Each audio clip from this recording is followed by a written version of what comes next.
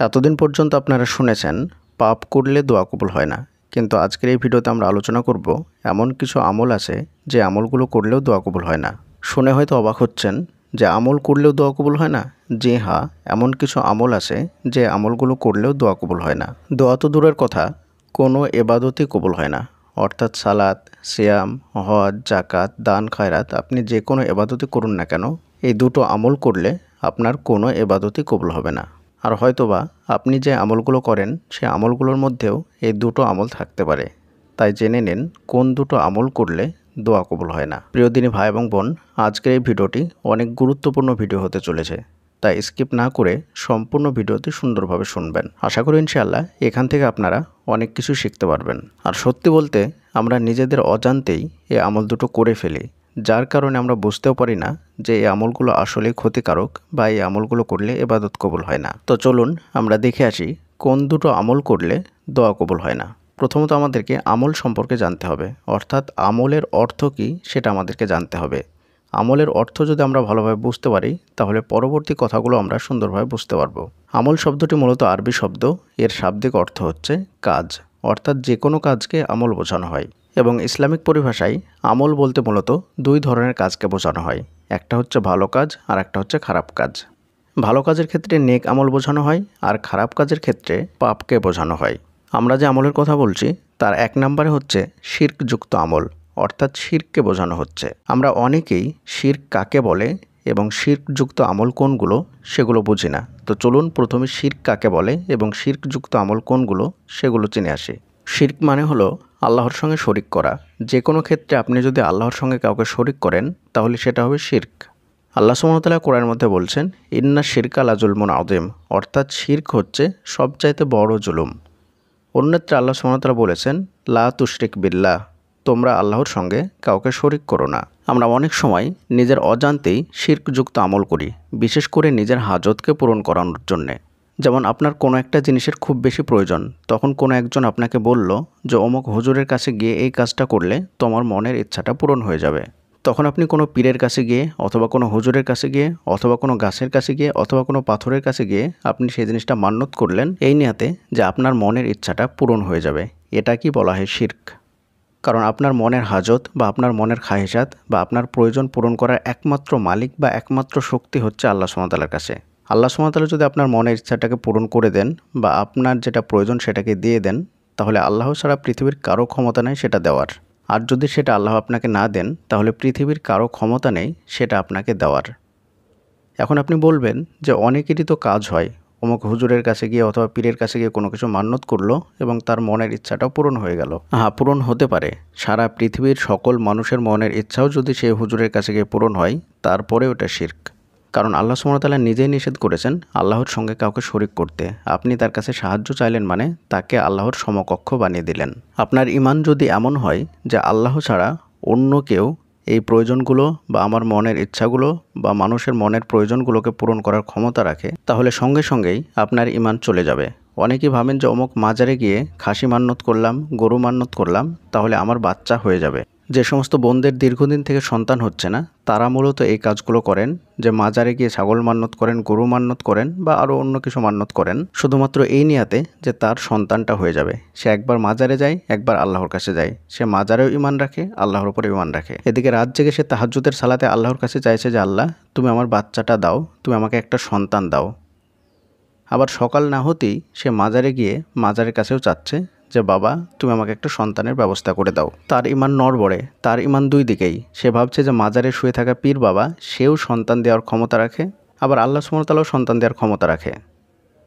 এবং সে দুই জায়গাতেই চাচ্ছে, কারণ যদি আল্লাহ না দেয় তাহলে পীর বাবা দিবে মাজারে শুয়ে থাকা কবরে শুয়ে থাকা একজন মৃত ব্যক্তির কোনো ক্ষমতা নেই, সে তো নিজেরই কোনো উপকার করতে পারে না, তাহলে আপনার কি উপকার করবে?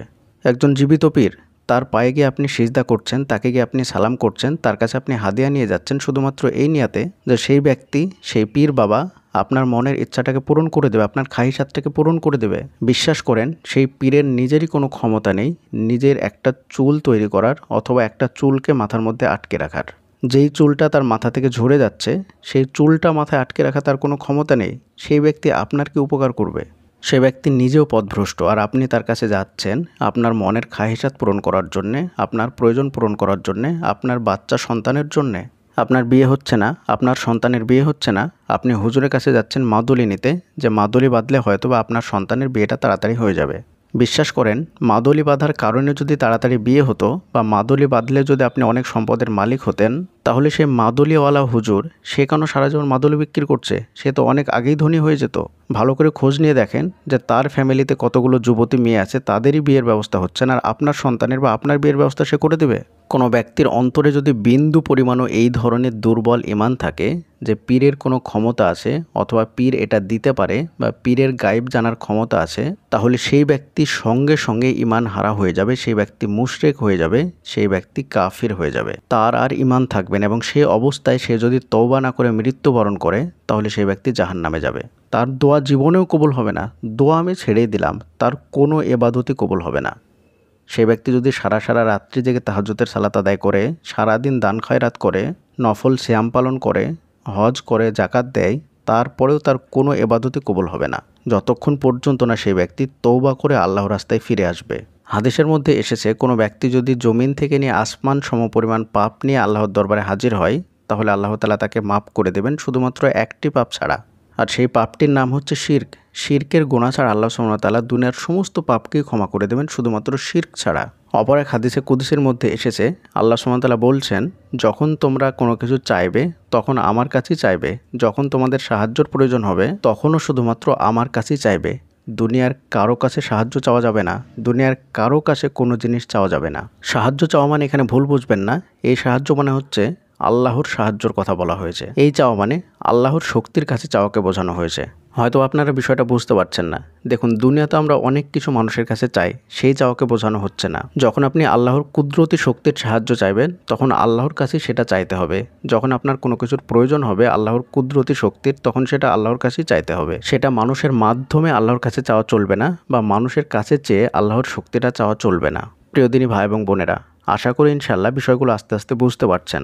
আমি অনেক দিনই ভাই এবং বোনদেরকে দেখেছি, তারা একদিকে আল্লাহর কাছে সিজদায় পড়ে দোয়া করে চাইছে, আবার অপরদিকে মাজারের কাছে গিয়ে সিজদা করছে। পরীক্ষায় ভালো রেজাল্টের জন্য আল্লাহর কাছেও চাইছে, আবার পীর বাবার কাছেও মান্নত করছে, হুজুরের কাছেও মান্নত করছে, তাবিজও নিচ্ছে, পেন পড়াও নিচ্ছে, আরও কত কিছু নিচ্ছে, কত ধরনের আমল করছে, কত ধরনের গুনাহ করছে। যে আমলগুলো তারা আমল মনে করে করছে, সেগুলো মূলত আমলই নয়, সেগুলো হচ্ছে পাপ। আর এই পাপযুক্ত আমলগুলো তারা নিজের অজান্তেই করছে, অথবা কখনো কখনো জেনেও করছে। আমি যে কথাগুলো বলছি অনেকে বিশ্বাসই করবেন না, আমাকে হয়তো বা উল্টাপাল্টা কথা বলবেন ভিডিওর নিচে, কিন্তু বিশ্বাস করুন, কিয়ামত পর্যন্ত কারোর বাবার ক্ষমতা নেই। আমি আপনাকে চ্যালেঞ্জ দিয়ে বললাম, কেউ যদি এগুলো প্রমাণ করতে পারে যে এগুলো ইসলামিক কাজ বা ইসলামের সঙ্গে এগুলো সাংঘর্ষিক নয়, তাহলে আমি সারা জীবন তার গোলাম খাটবো। এগুলো শিরক, প্রকাশ্য শিরক। আপনি আল্লাহ ছাড়া কারো কাছে সাহায্য চাইতে পারবেন না, কারণ জীবিত পীর, মৃত পীর, জীবিত হুজুর, মৃত হুজুর, কারো বাবার ক্ষমতা নেই আপনার মাথায় একটা চুল স্থাপন করার। মরার পরে সে নিজে জান্নাত যাবে না জাহান্নাম যাবে সেটা সে জানে না, কিন্তু আপনাকে জান্নাতের গ্যারান্টি দিয়ে দিচ্ছে। তার কোনো ক্ষমতা নেই। এখনও সময় আছে, এগুলো থেকে তওবা করুন। দুনিয়ার সামান্য কিছু পাওয়ার আশায় এই ধরনের শিরক করবেন না। আর 2 নম্বরে যে আমলটার কথা বলছিলাম, সেটা হচ্ছে বিদআতে আমল। অনেকেই বিদআতে অনেক আমল করেন দোয়া কবুলের আশায়, কিন্তু সেই আমলগুলো মূলত বিদআত এবং সেগুলো প্রত্যাখ্যানযোগ্য। তাই দোয়া কবুলের আশায় কখনো বিদআতে আমল করবেন না, কারণ বিদআতে আমল করলে আপনার সমস্ত ইবাদতই বরবাদ হয়ে যাবে, কোনো ইবাদতই কবুল হবে না। অর্থাৎ দুটো আমল করলে আপনার কোনো ইবাদত, কোনো দোয়াই কবুল হবে না। একটা হচ্ছে শিরকি ইবাদত, আর একটা হচ্ছে বিদআতে ইবাদত। তাই এই দুটো ইবাদত থেকে নিজেকে যথাসাধ্য দূরে রাখুন। প্রিয় দিনী ভাই এবং বোনেরা, আল্লাহর কাছে দোয়া করে আল্লাহ সুবহানাহু ওয়া তাআলা আমাদের সকলকে যেন এই মারাত্মক দুটো পাপ থেকে, মারাত্মক দুটো আমল থেকে বেঁচে থাকার তৌফিক দান করেন, আমিন। আপনারা যদি কোনো কিছু জানতে চান এবং আমাদের সঙ্গে কথা বলতে চান, তাহলে আমাদের ইমেল আইডির মাধ্যমে আমাদের সঙ্গে যোগাযোগ করতে পারেন। আমাদের ইমেল আইডি হলো khalidhasan6695@gmail.com। এবং আপনারা যদি আমাদের ফেসবুক পেজ ফলো করতে চান, তাহলে ইসলামিক মোটিভেশনাল স্পিচ লিখে ফেসবুকে সার্চ দিবেন, দেখবেন আমাদের পেজটা চলে আসবে ইনশাআল্লাহ। এবং এই চ্যানেল ছাড়াও আমাদের আরও 3টে চ্যানেল আছে।